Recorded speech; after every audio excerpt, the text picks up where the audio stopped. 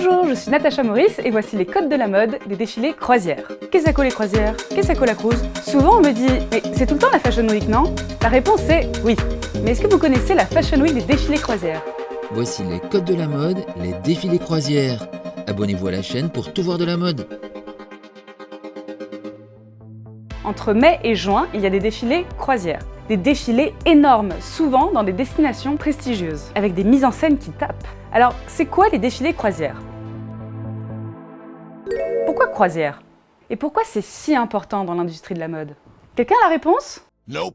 La notion de collection croisière est inventée par Chanel en 1919.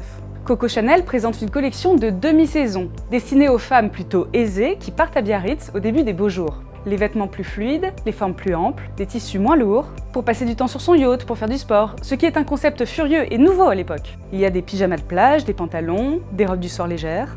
En fait, c'est tout ce que Gabrielle Chanel voulait porter.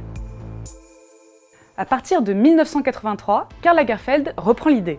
Il propose des collections pour les femmes qui partent l'hiver en croisière dans les mers du Sud. Les cocotiers, la vitamine D, les défilés croisières.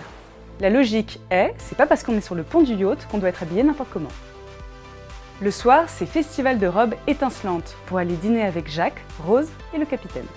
Donc une collection croisière couvre tous les moments de la journée, du lever au coucher, mais pour les tropiques. Le phénomène des collections croisières s'emballe quand la croisière Chanel est sur un bateau sur la Seine.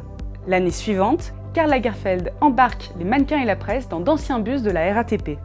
Les bus traversent Paris, de la place de la Concorde à Saint-Germain-des-Prés, et hop, tout le monde descend au Café de Flore pour les tenues du soir. La presse surexcitée, ravie, privilégiée, en parle comme d'un moment de proximité avec la marque. Et à partir de là, ça part en toupie, la surenchère, l'escalade. Les autres maisons observent et se disent « on tient un truc là !»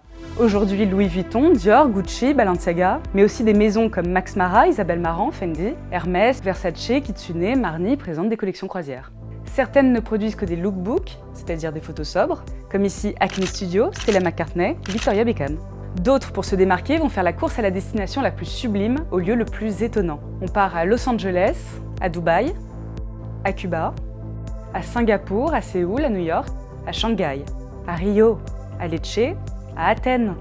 On défile dans des monuments, sur les plus belles places du monde. Attention, ce n'est pas qu'une course à la distance. Gucci a défilé à Arles, Louis Vuitton à Saint-Paul-de-Vence, Dior à Chantilly, Chanel à Monaco.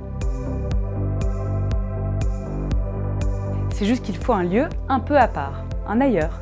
Les croisières deviennent des démonstrations de force. La croisière s'amuse, la croisière s'emballe. Ça devient le symbole des multiplications de collections, du manège de la mode qui tourne à plein régime. Et oui, pas mal de maisons sont à 24 collections par an. Ça fait 2 par mois si vous comptez. Et c'est pas des petites collections. Alors vous allez me dire, tout ça pour une collection pour partir sur un paquebot, super Natacha, en quoi c'est si important? Eh bien ça va vous surprendre, mais c'est la collection la plus importante pour les maisons. Parce que c'est la collection de prêt-à-porter qui va rester le plus longtemps dans les boutiques, de novembre à juillet. Novembre, décembre, janvier, février, mars, avril, mai, juin, juillet. Pour comparaison, d'autres collections ne restent que 2 semaines en boutique. Les collections croisières sont donc parfois gigantesques, décomplexées du décontracté. On y voit du jean, du sportswear, du coupe-vent, du pratique. On y voit même des logos. Beaucoup de logos. Donc niveau enjeu commercial, faut pas se louper. Ça doit pétiller, ça doit dilater les pupilles. Et comme tous ces défilés croisières ont lieu en mai-juin aux 4 coins du monde, vous avez l'impression qu'on est tout le temps en Fashion Week, et moi, je ne vois pas le week du printemps. A très vite pour de nouveaux codes de la mode, et vous pouvez binger toutes les vidéos des codes de la mode. Vous avez vu les codes de la mode Jean-Paul Gaultier? Victime de la mode, moi? Non, je pense pas. Et bien sûr, abonnez-vous à la chaîne. Ciao!